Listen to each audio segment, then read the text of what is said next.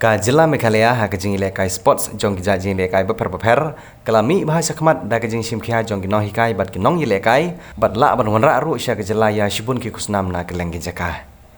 ka kanhun Meghalaya kui kushin karate ha kajing lam jong ba berin kleng kumu president ubolong ha kaju por coach jong ki kanhun ilekai ha ka jing le simbanta jong ka te kanhun sya ka dwar kop kabalalong ha Alipurdwar New Town West Bengal ya kabala paniat da ka IFK India bat ka Alipurdwar District Sports Karate Academy ha ka shipau tarik bat kharwe tarik ujleu arzar orpulai ha te kanhun kirang ilekai na jela kilala banun ra ka nam job hadin ba kilala ban penrem ya ki nong ikhun persya jong ki bat ha bon phai sela ka jong jela kilawan ra ya ka kusnam jing job na pedeng kisan ngut ki bala leben simbanta se ka lampung ki nong ilekai ki balawan ra ya ka nam jing job ki kentup ya Francis Makri ha ka first position na galiang jong shenrang bat ka Magherita Kleng ha ka first position na galiang jong ki kenthai ka Meghalaya Karate Competition Association agane ka shipotrik hadu atwetrik jong bunai bonriu ya flight alapa ke sanu kituna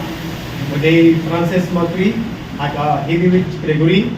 Marga Gerita Kleng haka light category wat tujur ke lainut ki bodon haka light category Daniel Pangcho Chai Prakat Hang Malai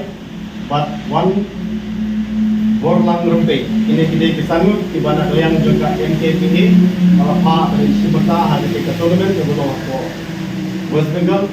Dortop All India Open Competition Karate Championship arja apply ya kepala peniai dari IFK India dan Alipurdwar District Sport Karate Academy Kebetulan West Bengal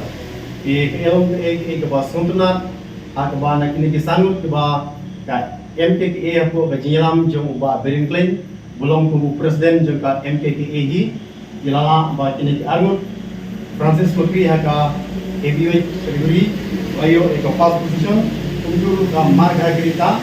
Kleng ko ayo ek first position haka light category ini susuro ban berkata al kini arnut ikna di bagi lapha jela urunra yoso jogi job